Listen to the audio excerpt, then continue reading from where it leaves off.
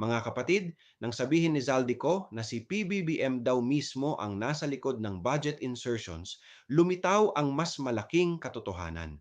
Hindi lang iisang tao ang problema, kundi ang buong sistema.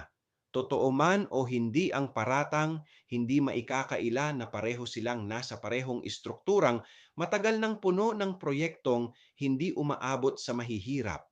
At dito, malinaw. Ang Pangulo ang may huling pirma at ang Pangulo ang dapat unang magpaliwanag. Hindi sapat ang turuan at sagutan. Ang kailangan ng bayan ay katotohanan at lideratong handang humarap at magsabing ito ang nangyari at ito ang gagawin natin.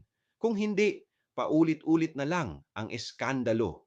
Ako si Padre Jesse Galilea, may pusong Pinoy, kasama mo sa pananalig at pakikibakang panlipunan. Hanggang sa muli mga kapatid.